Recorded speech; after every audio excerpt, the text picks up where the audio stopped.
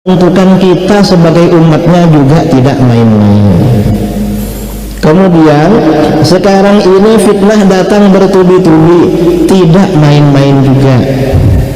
Ketika Habib Abdullah bin Muhsin Al-Attas ditanya pada waktu munculnya Wahabi, ini gimana Beb?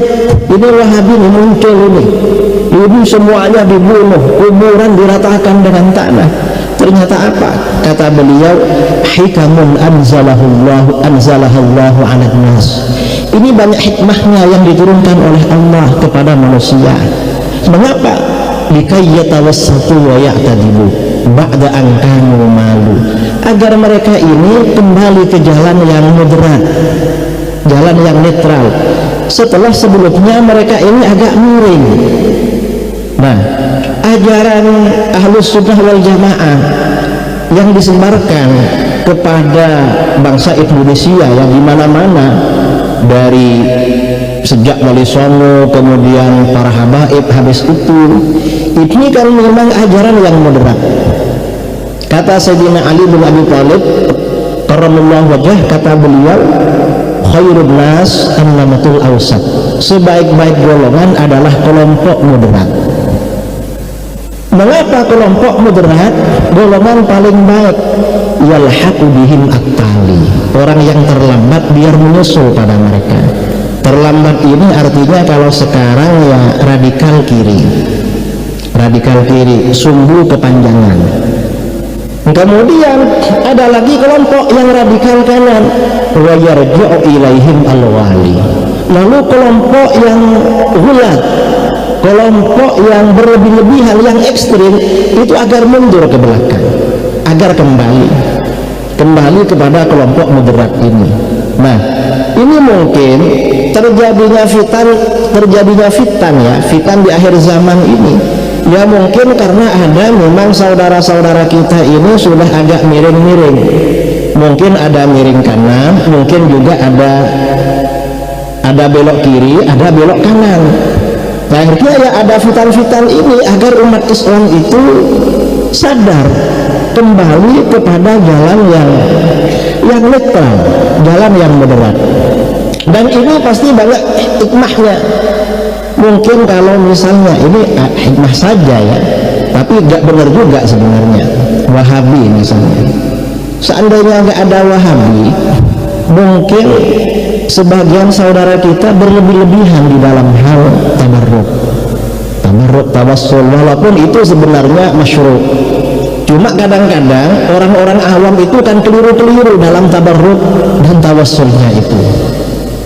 Dan sekarang memang saudara kita ya sudah banyak yang keliru di dalam bab tabarruk.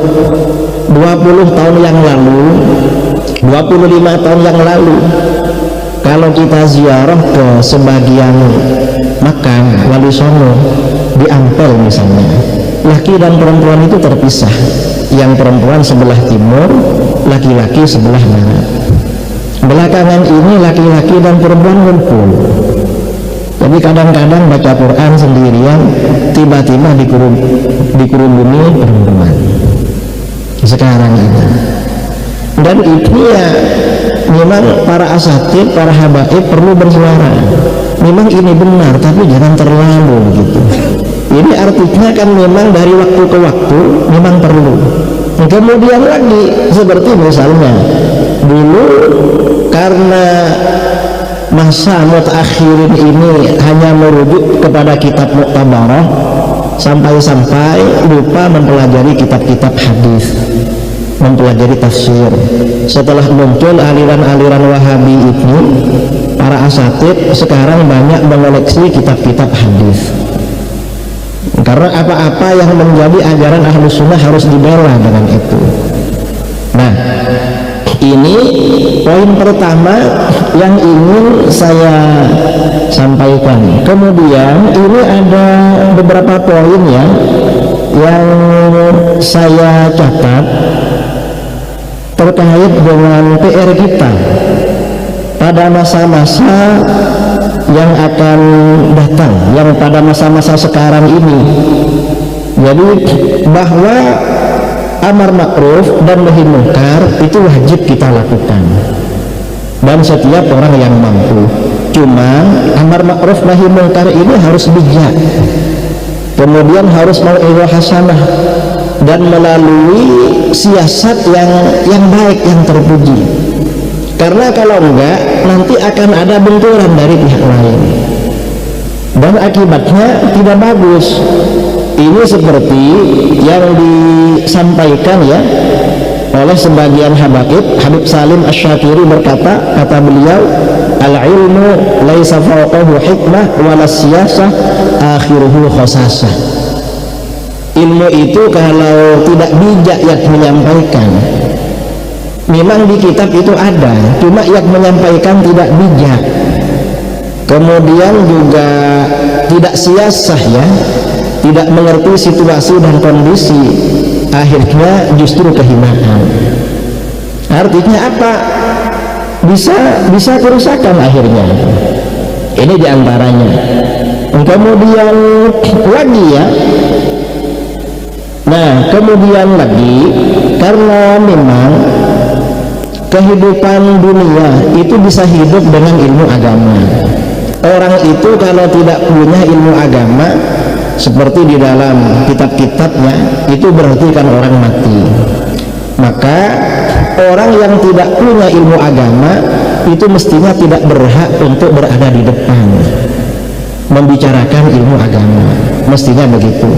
Sekarang ini dari setiap komunitas ada yang seperti itu, diperhatikan nggak punya ilmu memang, tapi ngomong ya, bicara apa saja dan diundang di mana-mana, kadang-kadang viral itu.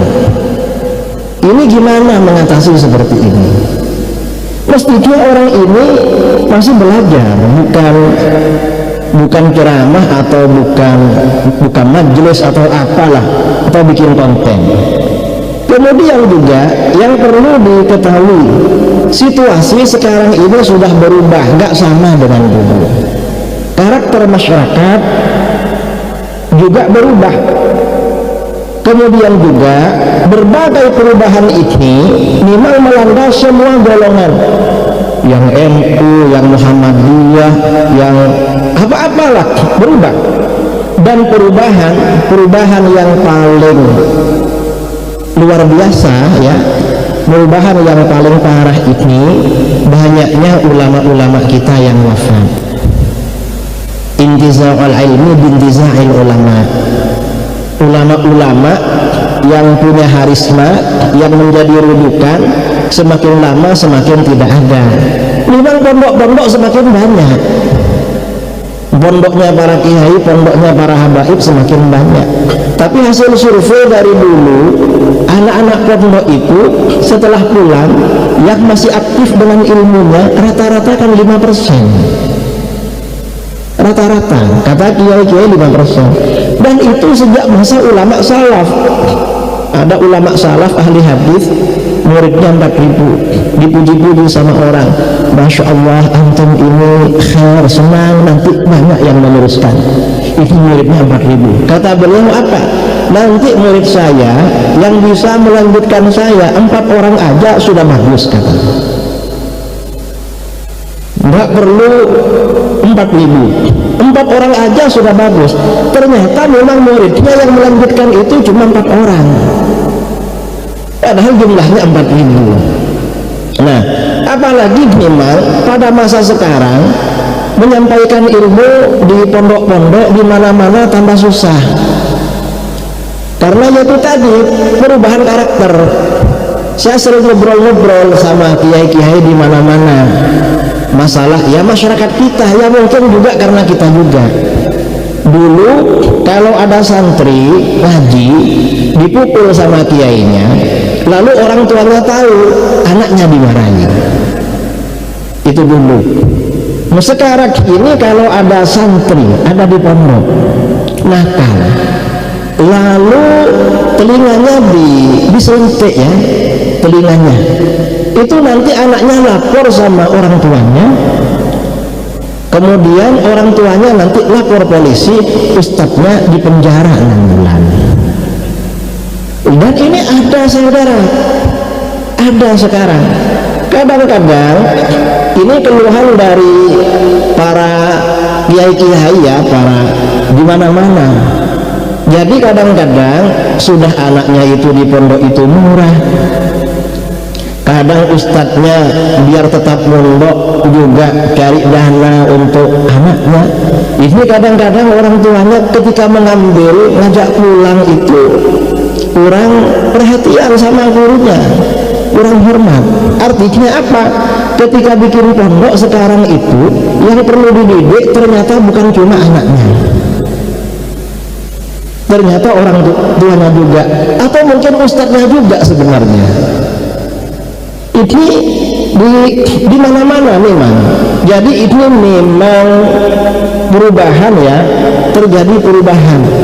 Kalau dulu memang karena dulu banyak orang-orang alim, majelis-majelis ilmu itu biasanya yang tasabbur, yang menyampaikan, yang baca kitab itu orang-orang alim.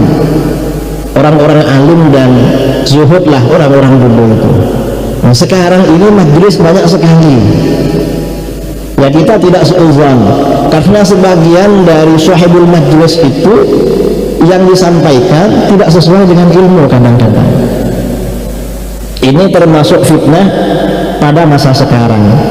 Kemudian dari situ akhirnya akan muncul yang namanya fitnah-fitnah itu. Dan itu dari semua kalangan. Fitnah-fitnah seperti ini, fitnah-fitnah pikiran yang tidak sesuai.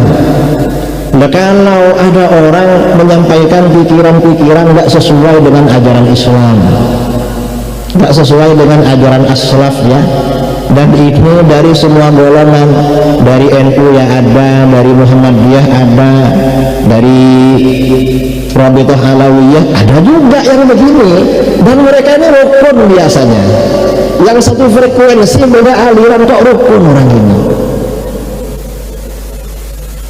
Dan itu sama-sama ada ya, karena itu tadi memang zaman semakin akhir ilmu ini semakin dikurangi oleh Allah, dan itu menjadi PR bagi kita gimana menghadapinya. Kemudian juga ya, kita ini perlu membangun sinergi sesama tokoh-tokoh atau sesama ormas-ormas. Untuk apa? Untuk menjaga umat Islam, untuk mengayomi umat Islam.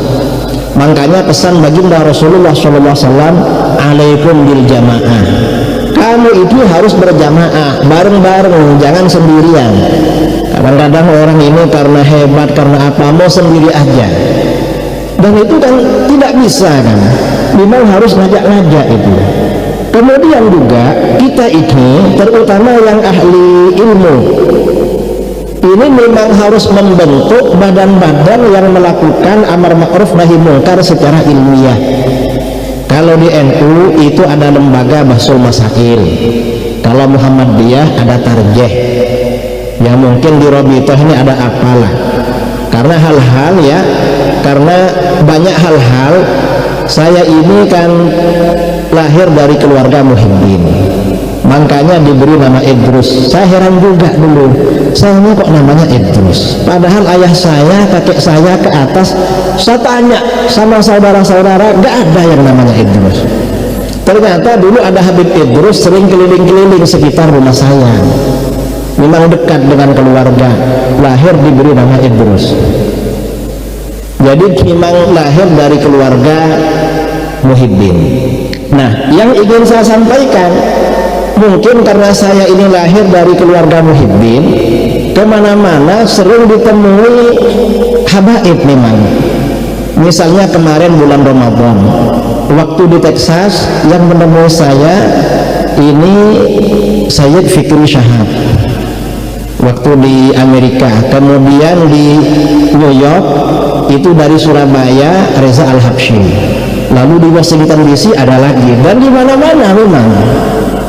Mungkin karena wah ini pasti Muhibbin ini, namanya aja sudah Idrus itu, mungkin begitu. Nah, cuman karena saya itu mungkin Muhibbin, saya ngisi di mana-mana.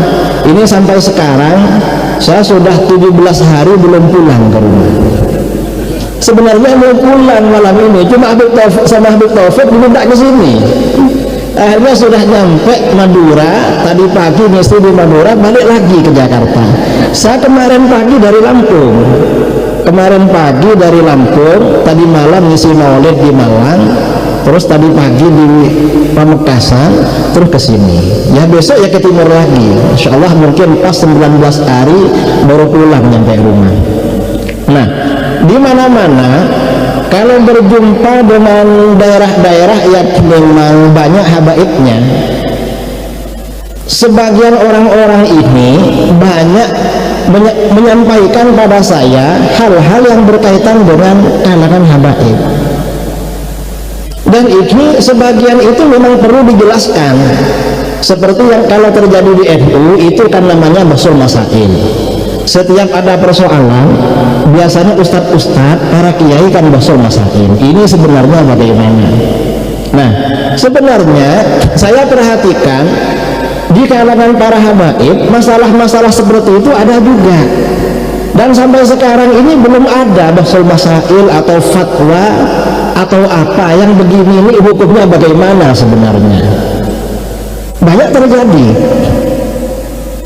Dan itu kan saya kira ini perlu memang ya, di Rabithah Alawiyah ini ada lembaga yang seperti itu ya, agar kalau misalnya ada oknum keluarga habaib yang aneh-aneh itu, kita bisa mengingatkan, Beb, antum ini, kami ini wajib mahabbah sama antum kok menyimpang begini, gimana gitu. Jadi perlu, saya kira memang perlu. Jadi kalau ada hal-hal, ada orang ya bukan ahli ilmu berbicara agama, dan ini dari berbagai kalangan.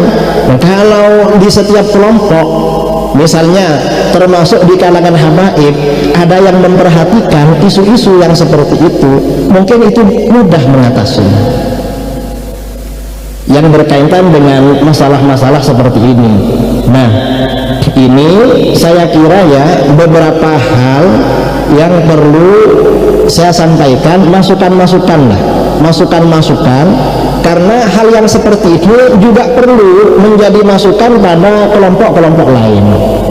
Saya perhatikan ulama-ulama Mesir sendiri sekarang ini juga banyak yang cemas, yang gelisah.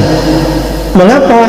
Karena termasuk di internal kalangan sufi, kita ini kan sufi kan, di internal kalangan sufi ini juga banyak penyimpangan pada masa sekarang, baik itu yang dilakukan oleh mursyid atau oleh murid atau siapa.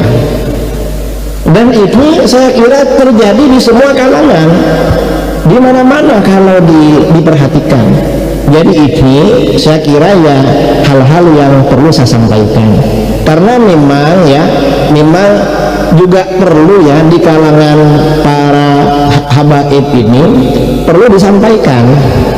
Di dalam sebagian hadis-hadis bahwa ada ahlul bait, di mana Rasulullah SAW tahu kalau orang ini ahlul bait, tapi ketika menghampiri baginda di Al-Kautsar Rasulullah tidak mau.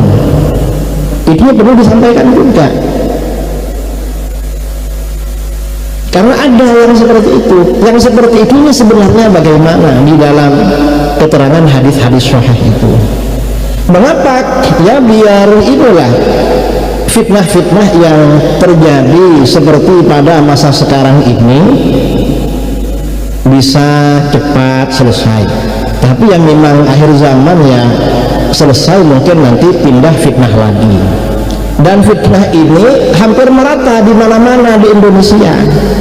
Saya ceramah di mana-mana, ceramah maulid, gak nyinggung-nyinggung nasab, ditanya nasab sama orang. Saya gak mau ceramah nasab karena ini maulid, acaranya baginda Rasulullah SAW. Kita terangkan gimana sebenarnya cara kita beriman kepada Rasulullah, keagungan Rasulullah itu bagaimana, sifat wajib para nabi bagaimana, menyampaikan itu. Ceramah 1 jam gak nyinggung-nyinggung masalah lain. Setelah ada tanya jawab, selalu ada saja yang ditanya soal nasab, padahal itu daerah pelosok. Saya pikir fitnah nasab ini cuma di Jakarta. Karena di Jakarta ini Habib-habib selalu ramai demo, ramai apa begitu ya. Atau misalnya di Pasuruan ya, karena ketuanya Habib Taufik dari Pasuruan, atau di daerah Jawa lah. Ternyata pelosok-pelosok di luar Jawa juga menerima yang fitnah-fitnah seperti ini. Ini gimana? Saya kira memang perlu kebijaksanaan lah dari kita semuanya, terutama para pakar, para alim, untuk mengatasi hal ini. Dan ini ya perlu diatasi seterusnya. Setiap ada persoalan memang perlu ada jawaban secara syar'i. Secara syar'i sebenarnya bagaimana jawabannya, dan itu para ulama-ulama kita kan sudah menyampaikan di dalam kitab-kitab tafsir, dalam syarah hadis, kitab-kitab fikih, kitab tasawuf, sudah menyampaikan semua agar masyarakat sekarang ini tahu terhadap persoalan seperti ini. Nah, sekarang ini beberapa hal yang harus kita agungkan diganggu semua. Contoh, mengagungkan Rasulullah SAW. Ada aliran-aliran yang ngomong melecehkan. Atau misalnya malaikat itu di dalam aqaid kan termasuk harus diagungkan. Ini dilecehkan dan orang diam. Sampai ada orang ngomong, saya ini bisa panggil malaikat Jibril. Memangnya malaikat Jibril Pak Menteri yang bisa dipanggil kayak dulu? Kan enggak kan? Cuma karena syiddatil jahli pada zaman sekarang, sangat bodoh orang sekarang, orang itu gak peka masalah seperti ini, padahal itu masalah pokok di dalam agama. Nah, barangkali ini masukan-masukan dari saya pribadi, dan mungkin para alim, para pakar, para ulama yang ada di sini, insya Allah banyak yang lebih tahu dari saya. Saya ya karena diminta ngasih nasihat ya ngasih lah, entah masuk apa enggak. Kalau salah mohon maaf yang sebesar-besarnya.